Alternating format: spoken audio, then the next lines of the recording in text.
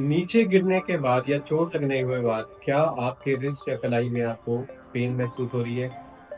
तो ये वीडियो आपके लिए बहुत इंपॉर्टेंट है क्योंकि हो सकता है कि आपको फ्रैक्चर हो। Hello, I am doctor Sarabpreet Ahluwalia, director orthopaedics at Spa hospital Mohali. और आज हम अपनी series everything you want to know में टॉपिक डिस्कस करने वाले हैं डिस्टल रेडियस फ्रैक्चर। वैसे तो रिस्ट फ्रैक्चर्स कई तरह के होते हैं और इसमें काफी सारी बोन्स इन्वॉल्व हो सकती हैं, जैसे कि डिस्टल रेडियस, स्केफॉइड या अदर कार्पल बोन्स। लेकिन जो सबसे कॉमन फ्रैक्चर है वो है डिस्टल रेडियस। ये आपके रिस्ट में थंब के नीचे वाली, बिल्कुल नीचे वाली बोन होती है। ये कॉमनली अगर आप फॉल ऑन आउटस्ट्रेच हैंड यानी हाथ के बल गिरते हैं या आपको डायरेक्ट हिट यहाँ पे होती है तो उसमें फ्रैक्चर हो सकता है। इसकी अदर कैटेगरी है ऑस्टियोपोरोटिक फ्रैक्चर्स की। एल्डरली पेशेंट्स वो बिना गिरे या हल्का गिरने से भी उनके यहाँ पे कई बार फ्रैक्चर हो जाता है because of very weak osteoporotic bones.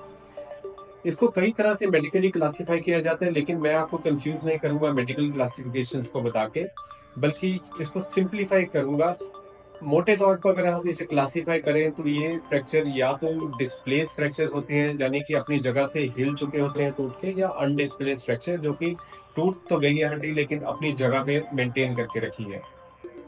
इसमें कुछ फ्रैक्चर्स होते हैं जो जॉइंट के बाहर होते हैं, जिन्हें हम एक्स्ट्रा आर्टिकुलर फ्रैक्चर्स होते हैं, और कुछ फ्रैक्चर्स ऐसे होते हैं जिनमें जॉइंट में भी फ्रैक्चर डाल गई होती है और वो जॉइंट इन्वॉल्वमेंट भी होती है।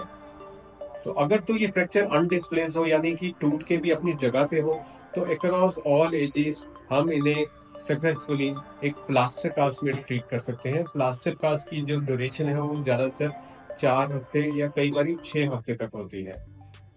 लेकिन अगर आपका फ्रैक्चर डिस्प्लेस्ड है और स्पेशली अगर वो जॉइंट को इन्वॉल्व कर रहा है और डिस्प्लेस्ड है, तो अक्सर हाई डिमांड इंडिविजुअल्स में, जो कि एक्टिव इंडिविजुअल्स हैं, उनमें हमें सर्जरी करनी पड़ती है। इसकी सर्जरी भी कई तरह से हो सकती है। एक होता है सिंप्लीफाइड क्लोज रिडक्शन, जिसमें कि हम इस फ्रैक्चर को मैनिपुलेट खींच के अपनी जगह पे बिठाते हैं और फिर से एक प्लास्टर लगा देते हैं। लेकिन अगर ये पॉसिबल नहीं है तो हम इसमें सर्जिकली कुछ मेटल वर्क डालते हैं, जो कि के वायर्स हो सकती हैं या मेटल प्लेट्स एंड स्क्रूज हो सकते हैं।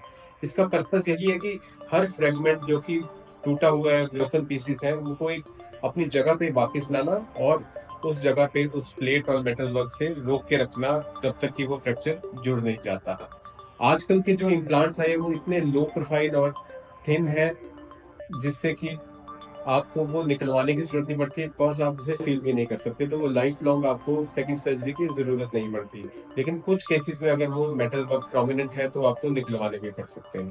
तो अगर आपको ऐसी इंजरी हुई है और आपको पेन हो रही है अपने रिस्ट पे, तो अपने सिम्टम्स इग्नोर मत कीजिए। आपको चाहिए अपने ऑर्थोपेडिक डॉक्टर को दिखाने की, तो आपको ठीक ट्रीटमेंट एक राइट टाइम पे शुरू की जा सके। Thank you.